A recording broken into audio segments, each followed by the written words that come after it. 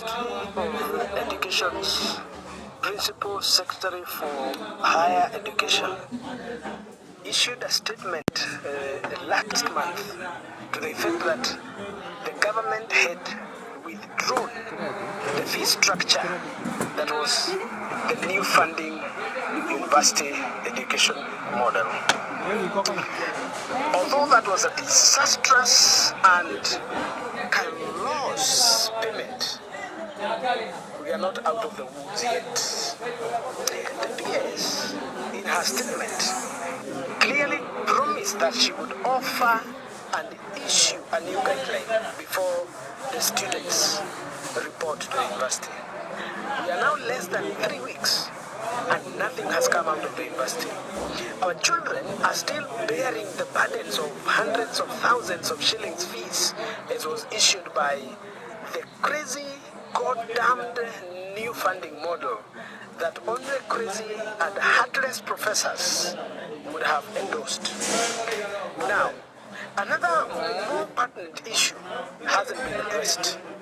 Madam Principal Secretary did not clearly indicate whether the new funding, the to be issued fee structure also touched on masters and PhD.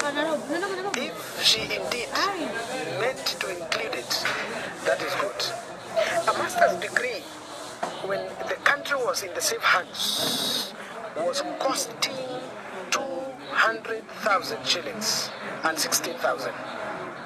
216,000 shillings and to a maximum of about 250. Today, a master's degree, an MA and MSc cost you an excess of 600,000 shillings, all the way up to $1 million. Who can afford a master's education?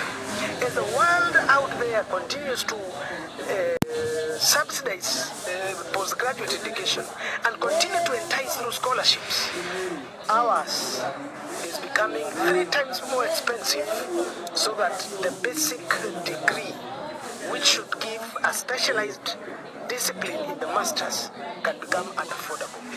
Madam Principal Secretary, in your to be issued guidelines and fee structure, I am asking you to ensure that no university will charge a master's degree beyond 250,000. Master's degree takes only 3 semesters and 1 for defending thesis and dissertation. Why would you criminalize postgraduate education? Universities are happy. They are collecting money as if Kenyans pluck money from the trees, as if they pick money as tea leaves are picked in the farm. I am of the opinion that we must be genuine with ourselves. Why would you pay for a master's degree 600,000? Why? What information, what knowledge, what provision of knowledge is availed by the universities? Indeed, universities should be descaling their fees these days because online learning has become a mode of operation. Any degree that is offered online should not be costed more than 20,000. Now, Kenyans, why I am always crying for this education is because I have told you that there are many ways we can uplift poverty, but education remains the one way that has been clear, that has been verified, that has been ascertained as the only way that we can deal with poverty. Education should not be criminalized. Education should not be a tall order.